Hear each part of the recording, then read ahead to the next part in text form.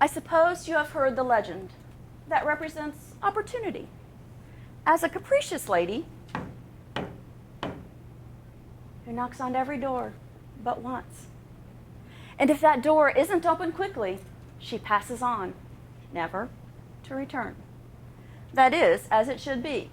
Lovely, desirable ladies, do not wait. You have to go out and grab them. I am your opportunity.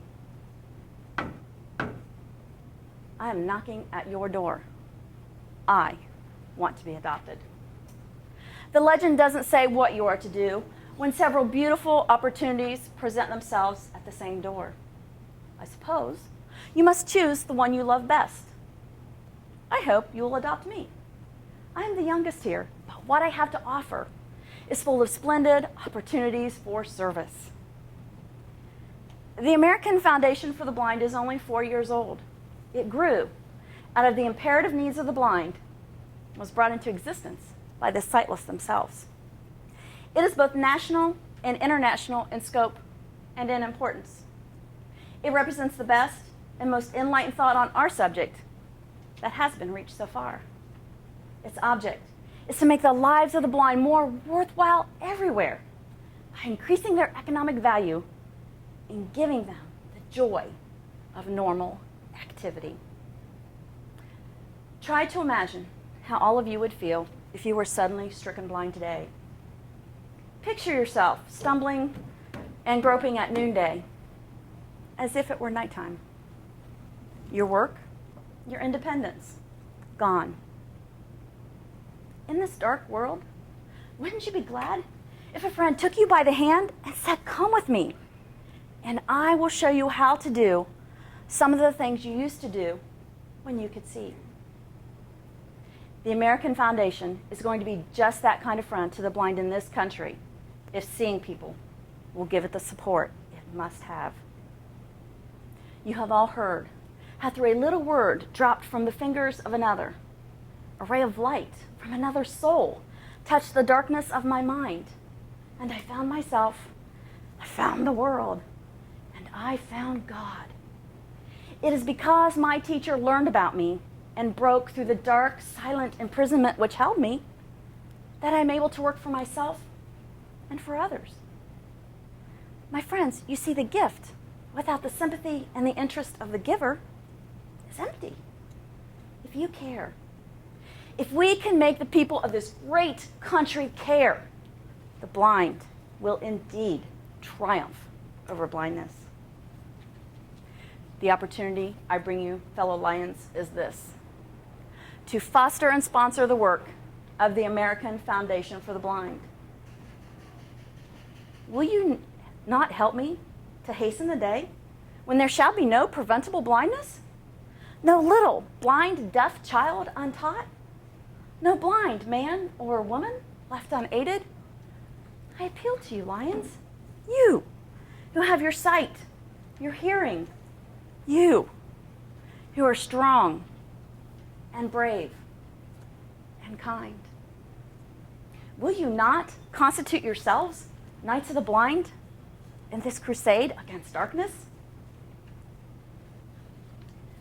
Sitting in rapt attention, the Lions heard every word. Applauding wildly, they stood in mass as Helen Keller finished her speech. Helen Keller touched the heart and soul of our organization. Before the delegates left Cedar Point, they voted to adopt sight conservation and work for the blind as their major service activity. They have been committed to rid the world of reversible, preventable blindness ever since, and are known the world over as Knights of the Blind, thanks to the challenge of this beautiful, brilliant lady. No one, not even Melvin Jones himself, could have predicted the power that one sightless individual could have over all of those of us with sight to inspire us now for more than 85 years to unleash the full humanity of those with disabilities and threatened by blindness, and suddenly change a floundering organization overnight to become Knights of the Blind. Helen Keller actually died on June 1st, 1968, just a few weeks short of her 88th birthday. Of course, today we are still fighting our battle, and we are honoring our vision by providing eye exams and glasses to the needy. Having just completed Campaign Site First 2, we are able to further our cause to help us continue to meet that challenge presented by Helen Keller so many years ago. One of these challenges, of course, is river blindness. Did you know that just $6 can cure river blindness for one person in Africa and Latin America? $6. That's half the cost of our meal tonight. Now, I don't know about you, but I think I could do without dinner for about a week. Not only are we able to reverse this blindness, but we're allowing these people to return to their rich lands and revive their local economies. The other major preventable blindness, my friends, is trachoma. It's also one of the world's oldest infectious diseases. But did you know that Lions have a comprehensive long-range plan to totally eliminate trachoma by 2020? That's 9 years from this year. Now, I don't know about you, but I can't wait to see that day. One of the oldest diseases in the world, gone. We should have a party. In 2001, LCIF and the World Health Organization actually collaborated together in order to address childhood blindness all throughout the world. Through a partnership which they called the Project for Elimination of Avoidable Childhood Blindness, they were actually able to establish 30 needs-based Lions eye care centers in countries all over the globe, aimed especially at delivering therapeutic, preventive, and rehabilitative eye care services to 71 million children. My friends, these are just a few of the wonderful strides that Lions have made in our world today in order to help us to avoid reversible, preventable blindness.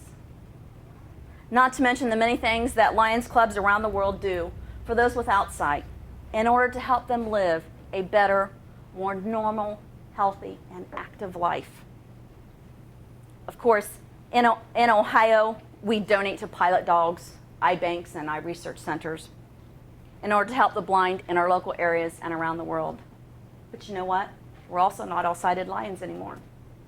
We have many blind Lions who have joined us all throughout the world because they all know and understand just what it means to be a Lion, to serve our world, to make it a better place. And my friends, we truly are Knights of the Blind. Thank you very much.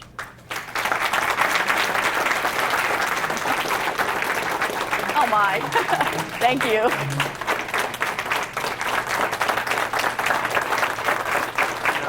I'd just like to mention to you that this afternoon, thanks to Lion Fred for setting up the presentation here this evening and the visit from Lion Jackie. And we spent a little time this afternoon at Cedar Point. This place has not changed in 85 years. They haven't varied it from what it was like back when Helen Keller was there.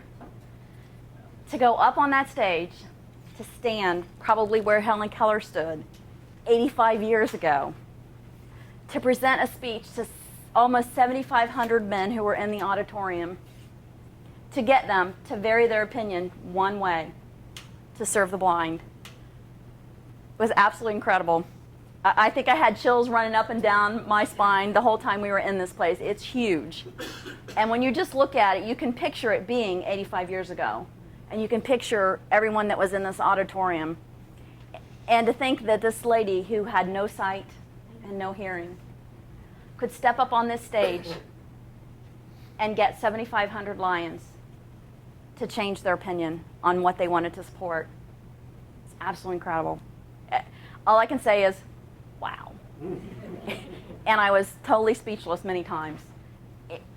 It's a great experience. If you ever get the opportunity and you're in Cedar Point, I encourage you to try to find that auditorium and walk up into it. And just think about 85 years ago when all this took place. And look at what we've done since then. My goodness. Who would have ever thought that today we could almost eliminate trachoma and river blindness and all these wonderful things that you are all doing? Because we couldn't have done any of this and we couldn't have come how far we've come without all of you. The things that you see, the things that you do. You know, we have that saying, when did you become a Lion? And it's not the day you joined your club. It's usually that one event that you were involved in where you experienced somebody's life being changed because of what you did as a lion. That is what makes us, and that's why we do what we do today. Thank you all for being lions. Thank you, sir. I appreciate it. Thanks for...